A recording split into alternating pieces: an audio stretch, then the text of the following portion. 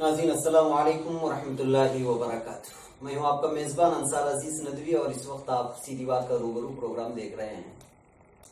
ہمیشہ کی طرح میں اپنے سرپرست مولانا سلمان حسینی ندوی دامت برکاتہم کے ساتھ ہوں اور کئی دفعہ آپ حضرات نے سیدھی بات چینل کے حوالے سے کئی موضوعات پر مولانا کے بیانات بھی سنے اور مولانا کے انٹرویوز بھی. چونکہ اس وقت میں لکھنؤ میں مولانا ہی کے گھر میں ہوں اور چونکہ ایک بورڈ مولانا نے فلاح انسانیت کے نام سے ایک بورڈ مولانا نے جو ہے لانچ کیا ہے اور پورے اخبارات میں اس بات کو آپ کی پہنچی نہیں بتانے پوری بات آپ تک پہنچی نہیں پہنچی اور میں اس کو زیادہ وسعت کے ساتھ آپ لوگوں تک پہنچانا چاہ رہا تھا اور اللہ نے موقع دیا. تو مولانا میں بغیر کسی تمہید میں سب سے پہلے اس بورڈ کے لوگوں کے سامنے منظر عام پر لانے کے کچھ اہم مقاصد جو لوگوں کو فائدہ پہنچا سکتے. ملک میں طویل عرصے سے اصلاً تو انگریزوں کے دور سے پھر ملک کی آزادی کے بعد بھی جو حالات بنے رہے وہ مذہبی تفریق کے، برادری کی تفریق کے، پارٹی کی تفریق کے، ڈسکریمنیشن کے اور اختلاف کے ایسے رہے کہ جن کی آگ سلگتی رہی، نفرت بڑھتی رہی، زہر گھولا جاتا رہا.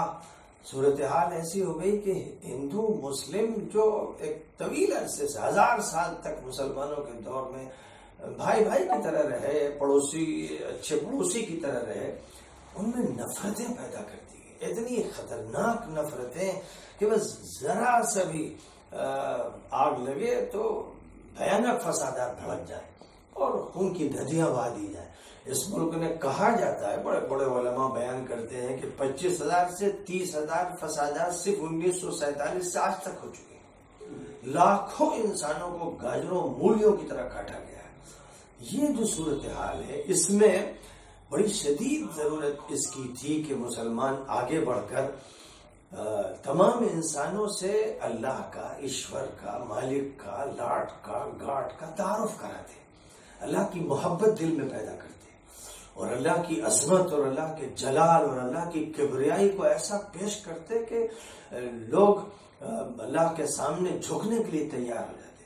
اور پھر جو اسلام نے انسانیت کا سبق دیا ہے، جو عیسائیت نے بھی نہیں دیا، اور یہودیت تو دے ہی نہیں سکتی تھی اور اس ملک کے مذاہب بھی اس پیغام کو نہیں دے سکے، لیکن قرآن پاک میں جو بات کہی گئی کہ یا ایھا الناس انا خلقناکم من ذکر و انثی وجعلناکم شعوبا وقبائل لتعارفوا ان اکرمکم عند اللہ اتقاکم ان اللہ علیم خبیر. اے انسانوں، ہم نے تم سب کو ایک مرد سے اور ایک عورت سے پیدا کیا ہے اور تم کو مختلف قبیلوں و خاندانوں میں اس لیے رکھا ہے کہ تم ایک دوسرے کو پہچانو. تم میں سب سے زیادہ باعزت وہ ہے جو سب سے زیادہ اللہ کا، ایشور کا، مالک کا خیال کرنے والا ہے، اس کا لحاظ رکھنے والا ہے. یہ جو زبردست پیغام تھا جو حضرت محمد صلی اللہ علیہ وسلم نے قرآن کی آیت کی شکل میں دیا اور پھر عرفات کے میدان میں 1,24,000 صحابہ کرام کے سامنے آپ نے فرمایا کلکم ابناء آدم، تم سب آدم کے بیٹے ہو، وآدم خلق من تراب، آدم مٹی سے بنائے گئے تھے. لا فضل لعربی على عجمی ولا ابیض على اسود الا بالتقوى.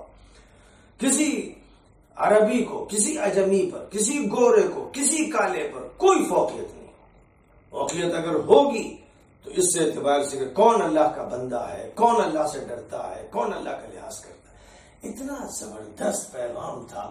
اور پھر نبی نے یہ فرمایا تھا اسی موقع پر الا فلیبلغ الشاہد الغائب، سن لو لوگوں کہ جو یہاں موجود ہیں وہ ان سب تک بات پہنچا دیں جو موجود نہیں.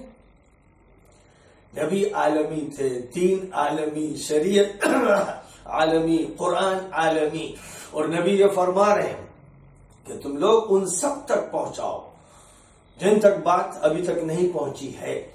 اور اس میں کوئی شک و شبہ نہیں کہ صحابہ کرام نے نبی کی اس وصیت کو اپنے دل میں ڈال لیا اور اس کے بعد جزیرت العرب کے 10 لاکھ مربع میل کا کوئی کونا نہیں چھوڑا جہاں انہوں نے یہ پیغام نہیں پہنچا دیا. اور اس کے بعد پھر وہ صرف جزیرت العرب میں محدود نہیں رہے، وہ عراق اور شام نکلے اور وہ مصر سے لے کر مراکش اور اسپین گئے اور وہ شام سے شام سے عراق سے لے کر ایران، ترکستان اور ہندوستان تک آئے، ہر جگہ انہوں نے یہی پیغام پہنچایا، ایک اللہ کی بندگی کرو، انسانیت کو ایک خاندان سمجھو۔ یہ ایک ایسی حقیقت تھی جو ہندوستان میں کیا اکثر ملکوں میں ایک عرصے سے بھلا دی گئی تھی، اور اپنی اپنی فکر میں سب لگے ہوئے ہیں، اپنی تنظیم، اپنا خاندان، اپنا مدرسہ، اپنا ادارہ۔ نتیجہ اس کا یہ ہوا کہ ہم نے کھائیاں بنا دی، ہم نے خندقیں کھود دی، ہم نے دیواریں کھڑی کر دی، ہم نے لوگوں کو نفرت کا موقع دیا۔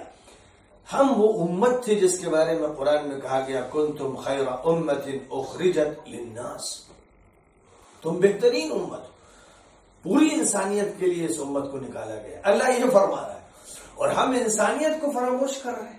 جو کام ہمیں کرنا چاہیے تھا کہ ہر فرد سے بات کرتے، جسے دشمن ہم سمجھتے ہیں اس سے بات کرتے، جسے دوست سمجھتے ہیں اس سے بات کرتے، قریب کو اور زیادہ قریب کرتے، دور کو قریب بناتے، یہ ہمارا کام تھا، یہی امت کا کام تھا، ایک عرصے سے نہیں ہو رہا تھا۔ اب اس وقت حالات کیونکہ مزید بگاڑے جا رہے ہیں، ملک میں آگ لگی ہوئی ہے اور بڑے خطرات ہیں، فسادات بھڑکنے کو ہیں، اور کتنی جگہ پر مسلمان سڑکوں پہ مارے جا رہے ہیں، 60,000 کے قریب جیلوں میں ہیں، جن کے ساتھ بدترین مظالم ہو رہے ہیں۔ یہ سب نفرت کی وجہ سے ہو رہا ہے۔ اس لیے میں نے محسوس کیا کہ جو مسائل ہمارے درمیان ہیں، یہ مسائل ہمیں تقسیم کرتے چلے جا رہے ہیں اور ہمارے درمیان آگ لگا رہے ہیں۔ ہمیں سب کو جوڑنا ہے تاکہ ایک مرتبہ انسانیت کی بنیاد پر ہندو، مسلم، سکھ، عیسائی، بدھ، جینی، Dalit, schedule caste, schedule tribe, جتنے بھی طبقات ملک میں ہیں، یہ سب ایک میز پہ بیٹھے ہیں۔ یہ اس طرح بیٹھے ہیں جیسے خاندان کے لوگ بیٹھتے ہیں، جیسے بھائی بیٹھتے ہیں۔ جب آدم کے سب بیٹے ہیں اور حوا کے سب بیٹے ہیں اور سب بیٹیاں ہیں تو ان کو اسی طرح کا ماحول بنانا چاہیے۔ یہ وہ ماحول ہے جس سے میں سمجھتا ہوں کہ اگر سنجیدگی کے ساتھ مسلمان یہ کام کریں گے تو حالات سدھریں گے، ٹینشن ختم ہوگا، نفرتیں دور ہوں گی، محبت کا ماحول پیدا ہوگا۔ انہی مقاصد کے لیے فلاح انسانیت بورڈ قائم کیا گیا ہے۔ ہیومینٹی ویلفیئر بورڈ اس کا نام رکھا گیا ہے، اردو میں ترجمہ فلاح انسانیت بورڈ ہے۔ تو اس طرح بہرحال ایک بڑا قدم اٹھایا گیا ہے، محض اللہ پر بھروسہ کر کے۔ ہمارے پاس وسائل نہیں، لیکن یقین ہے کہ یہ بات سنی جائے گی۔ اور ابھی جو ہم نے محسوس کیا کہ ہندو، مسلم، سکھ، بدھ، عیسائی جو ہماری پریس کانفرنس میں آئے، انہوں نے دل کھول کر اس کو اپریشیٹ کیا، اس کی تائید کی، اور اس کے بعد ملک کے بہت ذمہ دار غیر مسلموں نے مجھ سے فون پر رابطے قائم کیے اور کہا کہ یہ بہت بڑا تاریخی کام ہے، ہم سب لوگ آپ کے ساتھ۔ تو اس اعتبار سے ایک اچھی ابتدا ہوئی اور امیدیں ہیں انشاءاللہ کہ لوگوں کا ذہن دھیرے دھیرے تشکیل پاتا چلا جائے گا اور ایک بڑا کام انشاءاللہ ملک میں ہوگا۔ کچھ لوگ اس بورڈ کے تحت سے جو ہے غلط فہمیاں پھیلا رہی ہیں کہ جو ہے مولانا بس اللہ بورڈ سے نکل گئے اپنی طرف سے، تو جو ہے اس کے بدل میں یہ ساری چیزیں ہو رہی ہیں لوگوں کا۔ دیکھیے، غلط فہمیاں جو پھیلانا چاہتا ہے وہ پھیلا سکتا ہے۔ لوگوں نے نہ نبیوں کو چھوڑا، نہ اللہ کو چھوڑا، نہ صحابہ کو چھوڑا۔ جس کو جس کے خلاف بولنا ہے اس نے کوئی نہ کوئی بات پیدا کی اور اس کے خلاف بات کی۔ میں نے جب یہ کہا کہ فقہ حنبلی میں مسجد کو منتقل کرنے کی گنجائش ہے تو مسئلے پر غور کرنے کے بجائے لوگوں نے یہ الزام لگانا شروع کیا کہ سلمان صاحب مندر کو مسجد دے رہے۔ اب ظاہر ہے کہ یہ دجالیت ہے، جال سازی ہے، یہ جھوٹ اتنا بڑا ہے کہ خدا کا عذاب برستا، ایسے لوگ زمین میں دفن کر دیے جاتے تو بعید نہیں تھا کہ جس شخص کی دعوت توحید کو 40 سال سے سن رہے ہیں، دنیا سن رہی ہے، الحمدللہ جہاں جاتا ہوں ڈنکے کی چوٹ پر اللہ کی بات کرتا ہوں، پیغمبر کی بات کرتا ہوں، لیکن جال ساز، جھوٹے اور مکر و فریب کے پتلے جو لوگ ہیں انہوں نے کہا سلمان صاحب مندر بنوا رہے ہیں۔ اب ظاہر ہے کہ میں نے صبر کیا، اللہ کے حوالے کیا۔ بعض لوگوں کے بارے میں نے کہا کہ اللہ تو ہی نمٹ لے ان سے، اس لیے کہ میں ایسے لوگوں کا جواب تو دے نہیں سکتا۔ تو مولانا اس وقت کہاں سے لوگ آپ کے ممبرز بن رہے ہیں، اس کی کچھ شرائط رکھا ہے آپ نے؟ شرائط بنیادی طور پر دو ہیں کہ یہ یقین ہو کہ اللہ ایک ہے، ایشور ایک ہے، لارڈ ایک ہے، گاڈ ایک ہے، اسی کی عبادت کرنی۔ دوسری شرط یہ ہے کہ وہ انسانی بنیاد کو تسلیم کرتے ہوں، اونچ نیچ، بھید بھاؤ، ذات پات کو نہیں مانتے ہوں۔ یہ دو شرطیں ہیں بنیادی۔ اور ہم لوگ جو صدر بنائیں گے، بورڈ کا صدر بنائیں گے، تو وہ ملک کے سابق چیف جسٹس کو بنائیں گے، تاکہ جو سب سے ہائر اتھارٹی رہی ہے اس کو یہ حیثیت دی جائے، اس شرط کے ساتھ کہ وہ اللہ کو مانتے ہو، انسانیت کو مانتے ہو۔ پھر اس کے بعد ہندوستان میں جو مذاہب کے بڑے ہیں، سب سے بڑے سمجھے جاتے ہیں، ان کو ہم لوگ نائب صدر بنائیں گے، اور اس کے بعد نائب صدور میں سے 2 سال کے لیے ایک کا انتخاب جنرل سیکرٹری کے لیے ہوگا۔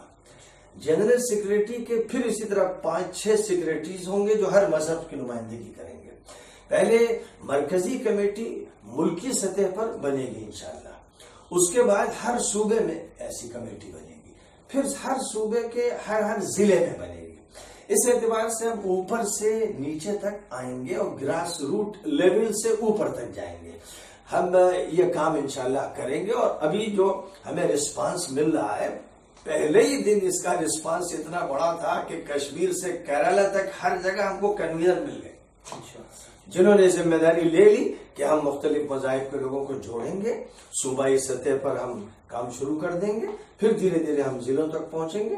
تو بہت ہی امید افزا رسپانس ہے، اور امید ہے کہ انشاءاللہ زیادہ وقت نہیں لگے گا، ہمیں ملک کا چیف جسٹس بھی مل جائے گا، اور مذاہب کے ذمہ دار حضرات بھی مل جائیں گے، مرکزی کمیٹی بنے گی، پھر صوبائی کمیٹیاں بنیں گی، پھر ضلعی کمیٹیاں بنیں گی، اور تمام ایشوز اور مسائل جو ملت سے متعلق ہے، انسانیت سے متعلق ہے، مل بیٹھ کر حل کیے جائیں گے۔ ابھی حال ہی میں آج ہی کی بات ہے کہ جو ہے محسن رضوی صاحب نے جو ہے وہ مولانا سجاد نعمانی صاحب کے وسیم رضوی صاحب، اب اس کو لے کر کے جو ہے بہت سارے لوگ جو ہے یہ لگا رہے ہیں کہ جو ہے مولانا سلمان صاحب نے موقع فراہم کر دیا۔ بہت غلط بات ہے۔ وسیم رضوی صاحب نے تمام مدارس کے خلاف نالش کی۔ وسیم رضوی صاحب پسندہ بورڈ کے از اول تا آخر خلاف ہے۔ وسیم رضوی صاحب نے شیعہ وقف بورڈ کی کتنی زمینیں ہڑپ کر لی، ان پر بڑے الزامات ہیں، اور مولانا کلب صادق صاحب، مولانا کلب جواد صاحب، کوئی بھی ان کو تسلیم کرنے کے لیے تیار نہیں۔ وہ شیعوں میں بھی بدنام ہے اور سنیوں میں بدنام ہے۔ تو اب ظاہر ہے کہ ایسی شخصیت تو کچھ بھی کر سکتی۔ میرے خلاف بھی انہوں نے کیچڑ اچھالا تھا، جب امر ناتھ نے مجھ پر الزام لگایا کہ 5000 کروڑ کا سودا ہوا ہے، تو اس پر بھی انہوں نے جناب والا موقع غنیمت سمجھا۔ تو میں بھی ان کا متون ہوں، اور ہمارے برادر گرامی وہاں سجاد صاحب بھی متون ہے، اور تمام اہل مدارس متون ہے، تو کوئی نئی بات نہیں ہو گئی ہے۔ لہذا کسی شوشے کو کھڑا کرنا کہ سلمان صاحب نے ایسا کر دیا، پھر وہی بات کہ دل کا نفاق اور اندر کی تاریکی اور صحیح مقاصد سے دشمنی زبان کو یہ بولنے پر مجبور کرتی ہے۔ مولانا آخری ایک سوال ہے کہ جو ہے مولانا سجاد نعمانی صاحب کو لے کر کے میڈیا میں آپ کو لے کر آپ کے ان کے تعلقات تو بہتر ہیں، لیکن یہ جو چھوٹے موٹے مکاتب کے اساتذہ ہوتے ہیں وہ آپس میں ابھی بھی جو ہے وہ رسا کشی چل رہی ہے۔ میں چاہتا ہوں کہ پیغام ہونا یہ چاہیے کہ صاحب رسا کشی نہ چلے۔ جو ہماری دوستی ہے، جو اسلامی محبت ہے، اخوت ہے، اور ہمارا ان کا تو بہت پرانا ساتھ ہے۔ مناسب پرسنل بورڈ کی جو میٹنگ تھی، اس میں نے کہا کہ مولانا کے 2-3 بیانات ایسے ہیں جو نیٹ پر ہیں اور لاکھوں لوگ سن چکے ہیں، اور ظاہر ہے کہ جو لابیاں ہیں ملک میں وہ سب جانتی ہیں، تو ان پر غور ہونا چاہیے اور اس پر بات ہونی چاہیے کہ سجاد صاحب اس کی توضیح کر دیں، لیکن وہاں بات کرنے نہیں دی گئی۔ یہ ظاہر ہے کہ ایک بہت ہی غلط موقف تھا۔ اب جب میں نے یہ بات کہی کہ بھائی میں نے یہ مسئلہ ذکر کیا اور یہ رد عمل وہاں سے ہوا، تو مجھے یہ ثبوت بھی دینا تھا کہ ایسا ہوا، تو مجھے ڈیٹ والا بیان ان کو دکھانا تھا۔ تو وہ میں نے دکھایا کہ میں جھوٹ نہیں بول رہا ہوں، میں الزام نہیں لگا رہا ہوں، یہ ایک واقعہ ہے اور اس کی تحقیق ہونی چاہیے۔ اس تحقیق کیوں ہونی چاہیے؟ تاکہ وہ صورتحال نہ پیدا ہو۔ جو احساس مولانا کو ہوا حالات دیکھ کر، اس سے بچا جائے، حکومت بھی پھر فکر کرے کہ اس کو نہ ہونے دیا جائے، اور جو ملک کی سیکورٹی ہے وہ چیک کرے کہ یہ ہتھیار کہاں جمع ہو رہے ہیں۔ تو اس اعتبار سے اس ایشو کو اٹھانے کا مطلب یہ تھا کہ حالات پر قابو پایا جائے، لا اینڈ آرڈر کی صورتحال صحیح ہو، اور جہاں ایسا ہو رہا ہے وہاں سجاد صاحب نے اپنے دوسرے بیان میں پھر یہ کہا کہ یہ تو واقعہ ہو رہا ہے۔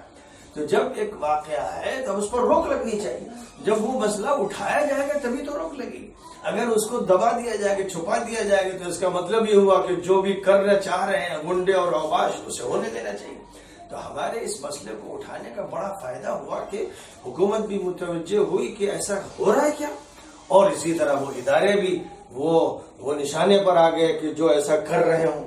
تو اس اعتبار سے میں سمجھتا ہوں کہ اس کا بھی مثبت اثر جائے گا، اور مولانا سجاد صاحب کو کوئی نقصان نہیں پہنچے گا انشاءاللہ.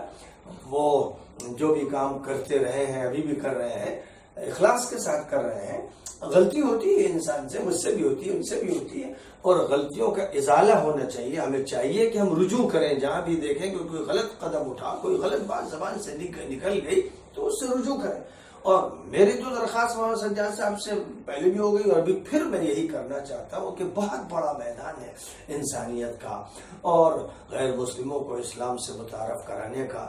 مولانا اگر اس کام کا بیڑا سنبھال لیں تو ہندوستان کی قسمت بدل سکتی ہے. اللہ نے ان کو بڑی صلاحیتیں دی ہیں، زبانوں پر قدرت بھی عطا کی ہے، اس لیے ان کو اس میدان میں آنا چاہیے. اور محض کسی مسلم تنظیم کے ترجمان بننے سے وہ اس حق کو ادا نہیں کر سکتے.